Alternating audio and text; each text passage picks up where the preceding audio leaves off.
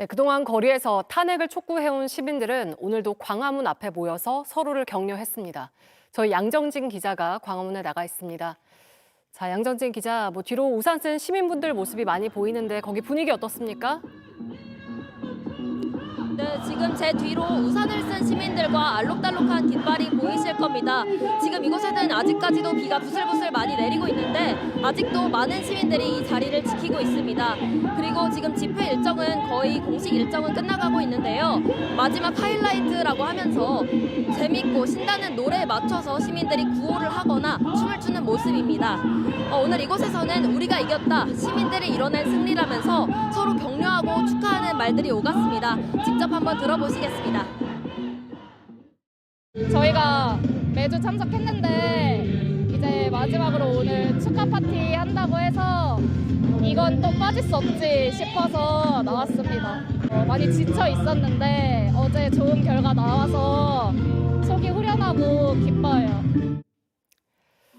네, 그동안 파면을 주장해온 시민들이 이제 끝이 아닌 또 다른 시작이라고 했다고요?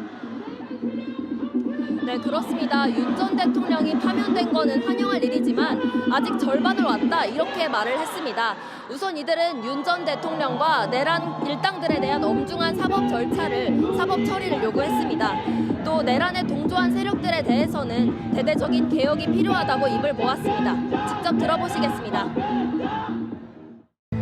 같은 법이라도 적용되는 사람이 다르고 심판하는 수준이 다르잖아요. 그래서 공정하게 적용하고 공정하게 심판했으면 좋겠습니다.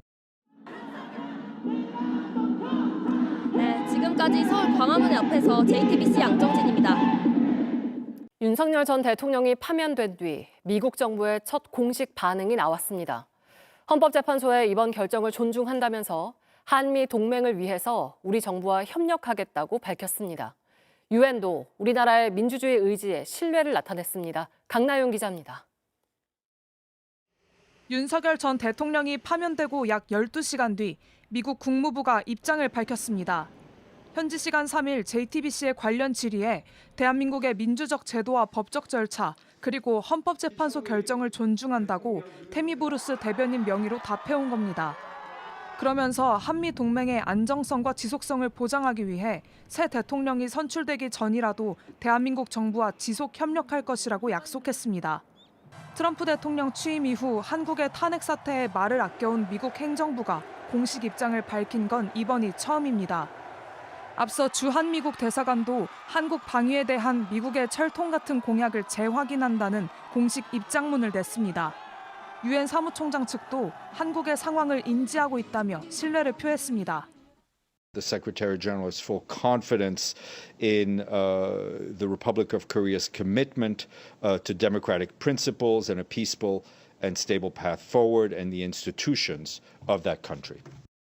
북한에서는 윤 전 대통령 파면 다음 날인 오늘 관련 소식을 처음 보도했습니다. 조선중앙통신은 헌재 재판관 전원 일치로 윤 전 대통령 파면 결정이 내려졌다고 논평 없이 간단히 전했습니다. 지난 박근혜 전 대통령 탄핵 때와 달리 북한은 윤 전 대통령의 계엄령 선포부터 탄핵까지의 과정에선 보도를 거의 하지 않아 왔습니다.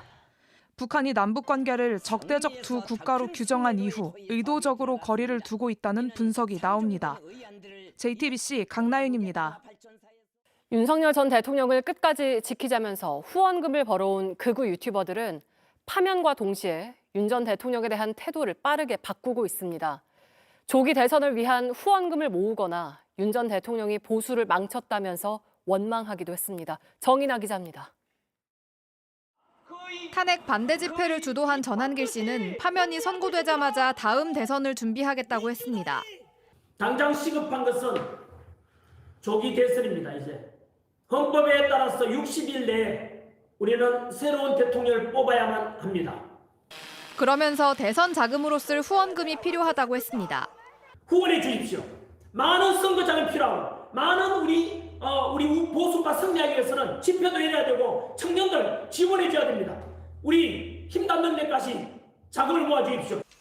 또 다른 극우 유튜버도 파면 결정이 나자마자 조기 대선에서 지지할 후보를 고르기 바빴습니다. 이재명을 이길 수 있는 사람이 누가 있어요? 점쳐보겠습니다. 홍준표 안 돼요. 홍준표 안 돼. 윤석열 의원도 제 대통령은 못 돼. 안 돼. 오세훈이 그나마.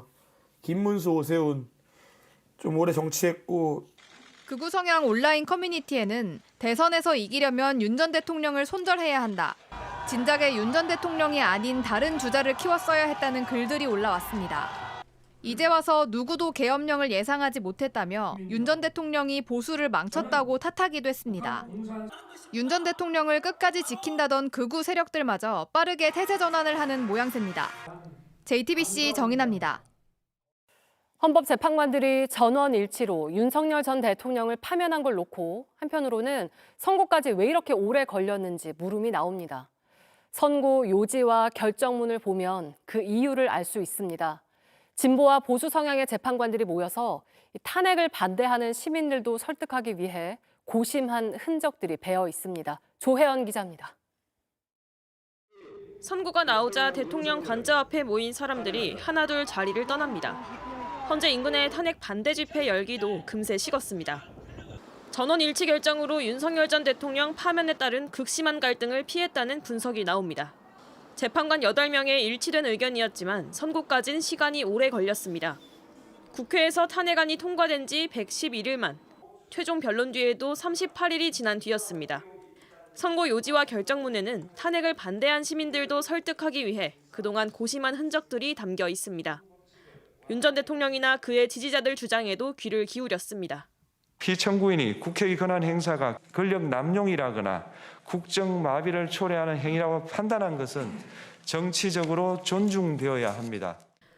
국회에도 묵직한 메시지를 던졌습니다. 국회는 소수 의견을 존중하고 정부와의 관계에서 관용 그리고 자제를 전제로 대화와 타협을 통하여 결론을 도출하도록 노력하였어야 합니다. 이렇게 진보, 보수, 중도 성향 재판관들의 의견이 골고루 녹아들기까지 시간이 필요했을 것으로 보입니다. 하지만 윤 전 대통령의 헌법 위반에는 모두가 단호했습니다. 헌법소의 책무를 저버리고 민주공화국의 주권자인 대한국민의 신임을 중대하게 배반하였습니다. 이와 함께 탄핵 심판에서 수사 기록을 증거로 채택하는 기준을 놓고도 재판관들 사이에 고민이 있었던 것으로 드러났습니다. JTBC 조혜연입니다.